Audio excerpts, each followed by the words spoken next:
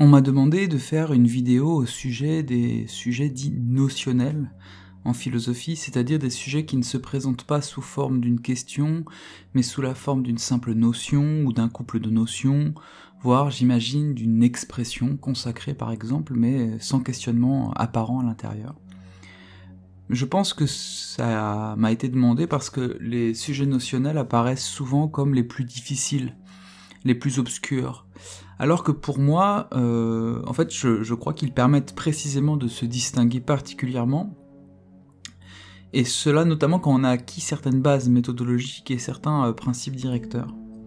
Alors évidemment, et je pense qu'on peut faire cette remarque et cette critique par rapport à l'ensemble de ce cycle de vidéos, tout ce que je dis d'un point de vue méthodologique, il faudrait l'incarner, et je pense que je ferai des vidéos de problématisation de sujets de ce type, pour que on puisse voir ensemble comment est-ce qu'on peut faire réellement. Mais prenons quand même quelques principes directeurs pour essayer d'y réfléchir. Fondamentalement, ce que je dis au sujet de la dissertation comme narration, j'ai fait une vidéo là-dessus, fonctionne à plein dans le cas des sujets qui n'apparaissent pas directement comme des interrogations. Et ce qu'il faut, je crois, retenir, et ce qui nous semble parfois le plus difficile, c'est la tendance que l'on a, dans le cas de sujets sous forme de questions, à nous reposer en fait sur l'interrogation comme un socle aisé, à partir duquel penser, alors que là, ce socle, on ne l'a pas, puisque la question, on ne l'a pas. Mais en fait, considérer ainsi le sujet dans le cas d'un sujet question, c'est selon moi une erreur méthodologique, puisqu'il faut bien tracer en amont de l'interrogation l'itinéraire d'une pensée qui, se heurtant à des difficultés, justement justifie et aboutit au problème. Pour le dire plus clairement, la difficulté qui se remarque immédiatement dans un sujet de type notionnel, par exemple un seul mot, je prends l'exemple du sujet que j'avais eu pour ma leçon d'agrég, dont je reparlerai un peu après, mais la foi, on est toujours tout de suite heurté par un problème qu'on ne voit pas par où commencer, mais en fait, ce problème-là, il est déjà présent dans les sujets de type question. C'est juste qu'on arrive plus facilement à l'invisibiliser, cette difficulté. Donc gardez à l'esprit que le problème auquel vous êtes confronté, qui est comment est-ce que je trace un itinéraire problématique à partir d'une simple notion, c'est exactement le même problème auquel vous devez être confronté lorsque vous êtes face à un sujet question.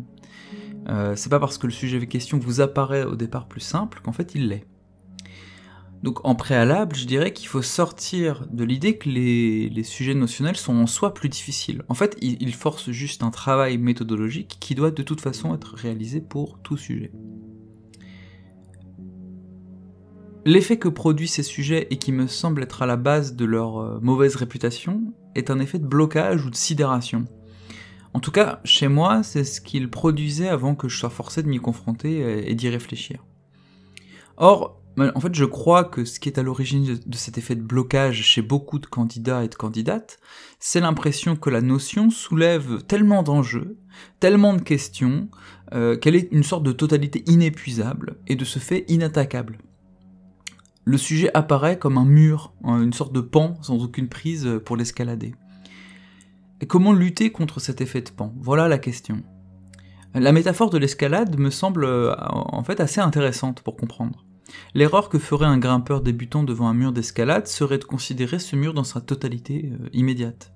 Ainsi perçu, les prises n'apparaissent pas en fait, mais le mur, lui, apparaît d'un coup et apparaît donc infranchissable. Comment est-ce qu'il faut faire alors? Il faut repérer d'abord les premières prises, puis les suivantes, puis les suivantes. Concrètement, et dans notre cas, cela veut dire qu'il faut chronologiser ce qui vous apparaît mentalement d'un bloc. Souvent, on veut tout dire en même temps, et on se lance dans une introduction fleuve qui soulève toutes les questions qui nous traversent et que nous percevons. Et agir ainsi est aussi absurde finalement que réfléchir alors que l'on se trouve au niveau du sol à la prise qui se trouve à 50 mètres de hauteur. Donc vous devez chronologiser, temporiser vos réflexions et essayer d'organiser les questions qui vous viennent, et pas toutes les mettre dans l'introduction. Et les candidats et les candidates ont peur, je crois, d'être simples dans l'introduction. C'est quelque chose que j'ai constaté même en essayant de préparer des candidats et des candidates au CAPES sur l'agrégation, cette peur de la simplicité.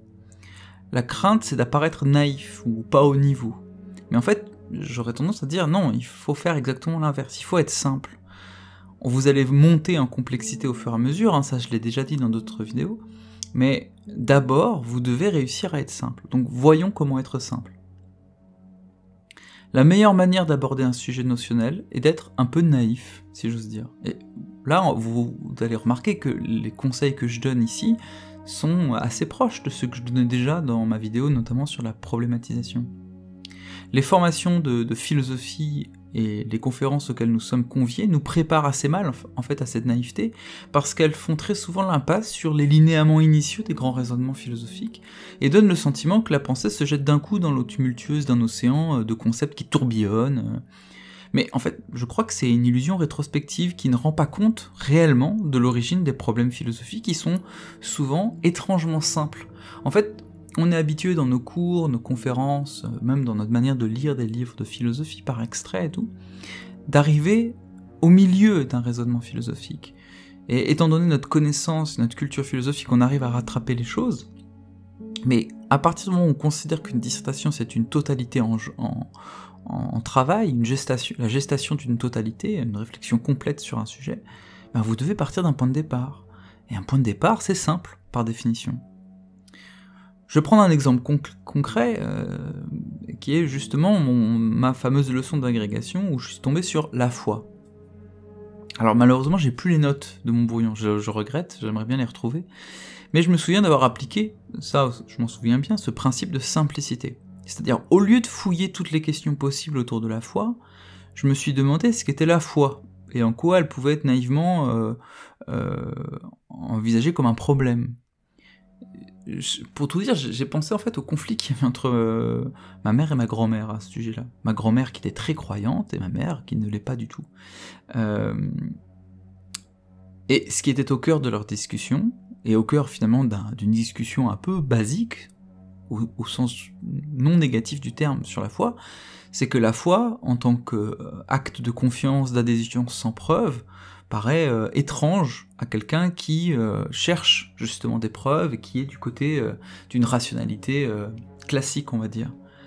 Ma problématisation s'est donc concentrée autour de ce paradoxe de la foi, qui est un acte qui apparaît absurde extérieurement, et qui trouve néanmoins son sens spécifique dans ce geste même de créance qui de loin apparaît absurde, mais qui donne sa nourriture et son sens fondamental de l'intérieur. Et de là, j'ai réfléchi au sens de la preuve, et remontant l'échelle de la théologie rationnelle et de la preuve de l'existence de Dieu, j'ai montré qu'elle épuisait la foi en voulant convoquer ce qui ne pouvait justement apparaître que dans un mouvement de créance, et non pas dans le geste de la raison, et qu'elle ne parlait donc jamais qu'à l'incroyant, hein, ces preuves de l'existence de Dieu, la théologie rationnelle, que la foi en son cœur paraissait inintelligible pour celui qui ne l'éprouvait pas, etc. Et puis j'ai réfléchi autour du fidéisme de Pascal, et j'ai fini après avec Kierkegaard, l'idée d'un foi comme sceau, geste de la liberté, etc., incompréhensible au sens strict, on ne peut pas le comprendre, c'est-à-dire le saisir en nous si on ne l'incarne pas, elle est inexplicable au sens où on ne peut pas la déduire de cause, etc. Bref. Ce que je veux dire, c'est que vous devez partir d'un problème simple, et de ce problème simple découlera ensuite la complexité et l'ambition totalisante de votre dissertation. Mais l'erreur méthodologique, c'est de vouloir commencer dans votre travail de brouillon, puis ensuite, d'un point de vue narratif, dans votre introduction, par une trop grande complexité. Dans votre travail de brouillon, parce que ça va vous bloquer, vous allez avoir l'effet de pan, et dans votre introduction, parce que vous allez perdre en fait votre lecteur. Si vous écoutez une conférence de philo qui commence par 25 questions et 35 définitions, vous allez être perdu. Il faut que ces définitions et ces questions apparaissent dans une chronologie narrative, une problématique qui se déploie sur une argumentation complète, pas sur un début de conférence. Vous devez faire pareil. Alors par ailleurs, plutôt que de vouloir embrasser la totalité problématique de la notion dès l'introduction, il faut avoir à l'esprit qu'un problème ne cesse jamais, c'est un peu ce que je viens de dire. La dissertation entière est une grande problématisation. Ça, je crois que c'est quelque chose que vous devez garder à l'esprit pour vous prémunir de cette peur d'être regardé par des auditeurs, par un correcteur, ou d'être écouté par des auditeurs, comme quelqu'un qui fait pas le boulot dès le début. En fait, on vous demande pas de tout dire tout de suite. Hein. Le déploiement des problèmes se fait non seulement dans la phase introductive, mais aussi tout le long du développement argumentatif qui doit être structuré et unifié par un travail ininterrompu de questionnement. Ainsi, ces questions sont les prises sur notre mur d'escalade, et il faut s'y appuyer pour couvrir la surface entière du concept. Et je rajoute à ça que certaines questions qu'on va glisser dès le départ dans l'introduction sont inintelligibles si on n'a pas fait le travail argumentatif qui va se confronter à des problèmes, des difficultés, des insuffisances. Donc si vous les placez dès le départ, vous ne faites pas votre travail de pédagogue, c'est-à-dire d'expliciter pourquoi ensuite elles apparaissent. Donc il faut les faire apparaître au bon moment. Et c'est pour ça que j'insiste sur les phases de transition entre les parties qui sont trop souvent, je l'ai déjà dit, un pur exercice formel dans notre méthodologie.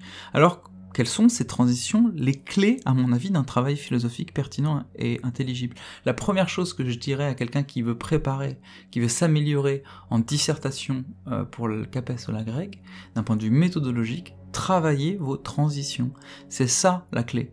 Parce que c'est là que va se vivifier votre réflexion philosophique. Souvent, les transitions sont négligées alors qu'elles permettent de déployer le problème, et ceci encore plus quand ce problème n'a pas été donné dans le sujet, mais est construit par le ou la candidate. C'est dans les transitions que vous pouvez complexifier votre problème et opérer les distinctions conceptuelles nécessaires à l'approfondissement du sujet. Et c'est sur ces distinctions conceptuelles que vous allez souvent insister dans le cas d'un sujet de type notionnel. Une stratégie à adopter, je pense, est celle qui consiste à sortir de son couloir réflexif. Alors, dans le cadre d'une réflexion autour de sujets notionnels, il est très important de sortir du champ que nous imaginons spontanément être celui de la notion ou du couple notionnel. Ce que je veux dire, c'est que cela doit être intégré dans votre méthode, comme un moment de la préparation du brouillon.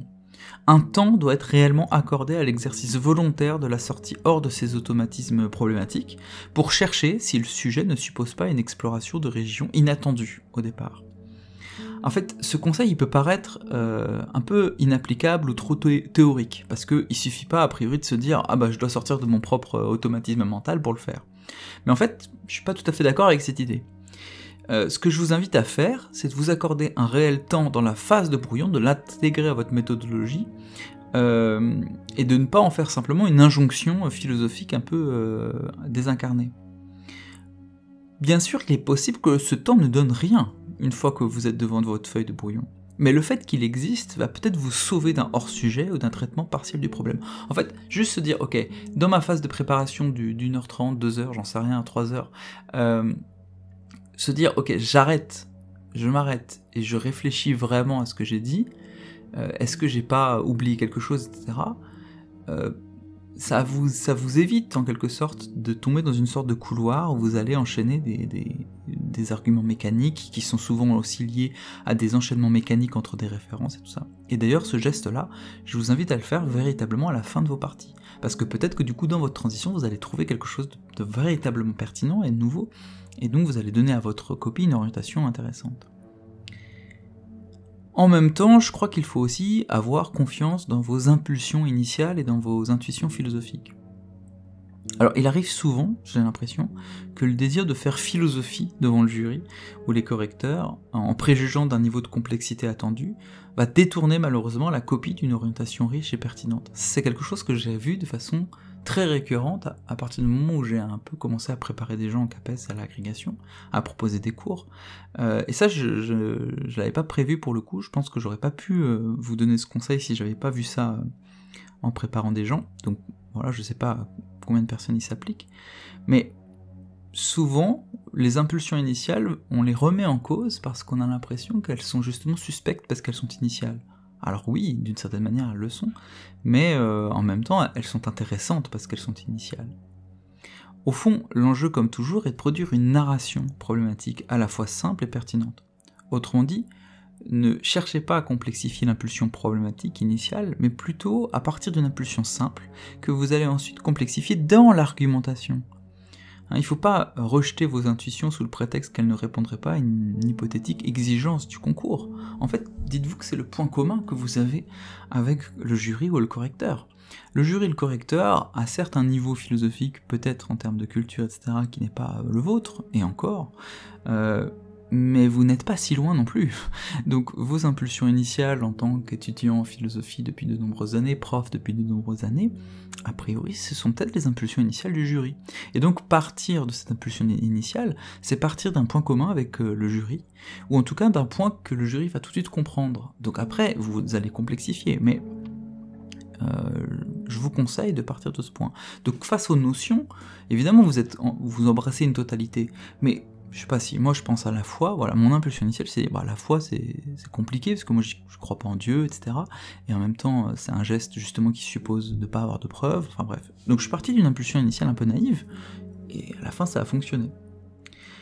Alors un dernier conseil, même si je pense que il y aura encore beaucoup de choses à dire sur la manière de faire, et je pense qu'il faudrait que je fasse un sujet réel pour qu'on voit vraiment comment on peut essayer de le faire, c'est de faire attention à ne pas faire une dissertation fiche. En fait, je pense que les sujets notionnels ou les sujets couples notionnels poussent souvent les gens à faire une sorte de fiche. Ils vont se dire, bon, je sais pas, la foi par exemple, bon, il faut que je fasse une fiche philosophique sur la foi. Non, il faut avoir un parti pris. Évidemment, vous avez une ambition totalisante, c'est-à-dire qu'il ne faut pas laisser une grande partie de la réflexion de côté. Mais en même temps, vous devez avoir un parti pris philosophique. On va pas vous reprocher de ne pas avoir dit certaines choses si votre parti pris philosophique est pertinent et qu'il répond véritablement à une interrogation vive sur le concept ou sur le duo de concepts. Donc voilà. Il y aurait beaucoup de choses à dire, et je pense que je ferai quelque chose de plus précis peut-être sur les sujets de type couple notionnel ou expression consacrée. Gardez à l'esprit, si vous tombez sur un sujet de ce type avant que j'ai eu le temps de faire une vidéo là-dessus et vous passez à l'oral par exemple, gardez à l'esprit que dans le cas de ces sujets-là, il faut bien faire attention, et c'est une évidence, avec la forme de rapport, la forme de relation qui sont nouées entre les concepts dans l'expression. Cette forme de relation va évidemment déterminer votre axe problématique. Il ne faut pas juste, évidemment, les considérer comme deux entités autonomes que vous devez relier de manière artificielle. C'est souvent le mode de relation dans le sujet entre les deux mots, quels mots va les connecter les uns aux autres, qui vont déterminer votre axe problématique. Bref, je m'arrête là pour aujourd'hui, c'est déjà une vidéo trop longue, et si vous avez des questions ou des remarques, n'hésitez pas. J'essaierai de préciser les choses en commentaire.